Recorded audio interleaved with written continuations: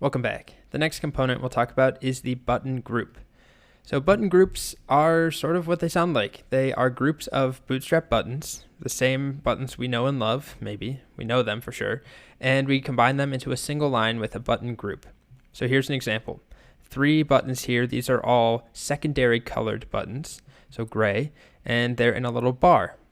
So to do this, all that we need is a class called button group in a div that wraps around multiple buttons. So let's test it out. I have an empty file. Come down here, and we could start by just making 3 different buttons. So let's do a button with the class btn, and let's do btn info. And then just give them first, second, and third. And on their own, we get these 3 separate buttons. But if we wrap them together inside of a div with the class of button group or btn group, put them in there, we save, this is what we end up with.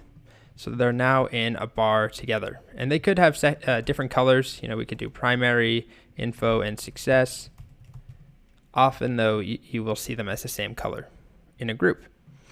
A side note. This is important here for assistive technologies like screen readers, that to convey why there's a div there, that these buttons are grouped, because a screen reader might not know that right away. It might just look like 3 standalone buttons. It might not be clear what's happening. So if we do role equals group on a button group, then it's clear what's going on, that it's a group of buttons. So it's best to say role equals group here, and that won't do anything for most users, but it really does matter for people who are using accessibility or assistive technologies. Okay, other things we can do, there's this thing called a toolbar, which allows you to basically put multiple button groups together in a bar. So if you wanted, this is a silly example of numbers, but this is 3 different button groups, and they're grouped together by btn toolbar. So why don't we just try that? Take our different button groups. Let's put, 2 of them for now, like this. And I'm going to change the colors. Okay, so I made 2 more button groups. This one's all red. This one is it's all danger, and this is all warning. If I wanted them to be a single toolbar, I wrap them in this class btn toolbar. So we'll do that now. .btn toolbar. And they go on a single line. They're now considered one unit as a toolbar. I need to go in probably and add some margin, which they do in the docs as well. I would say probably margin right on this one, maybe 2. Yeah, it looks good enough. I would probably on this add some margin Y, give it some space. I'll come down here and just add a little H3 that says toolbars. Okay, so these are now treated as one thing, and going with what I mentioned earlier, it's best to also include role equals toolbar on each of these. So role equals group for the group of buttons, and then if you ever do a toolbar, role equals toolbar.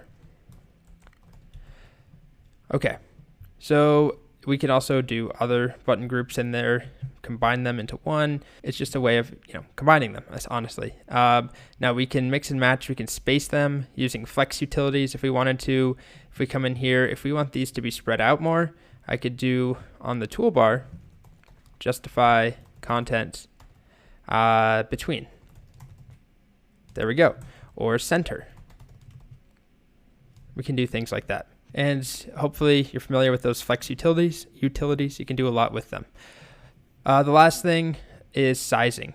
So we can make different button groups. And this is kind of cool because you don't have to add the sizing classes to every single button. So let's say I have this button group right here, and I duplicate it. I don't have to go through and make all of these large if I want them to be large. I can just say btn group LG, and it's larger. And I could do the same thing for smaller ones, which is btn group SM. Awesome. So that's nice and easy. You can do that. Oh, and one other thing we can do is make a vertical variation of a button group. You just do btn-group-vertical. So let's just copy one more. And this one, we do btn-group-vertical. And now we have small buttons that are vertical. Probably not that commonly used in my experience either, but those are the variations. So we have BTN button groups.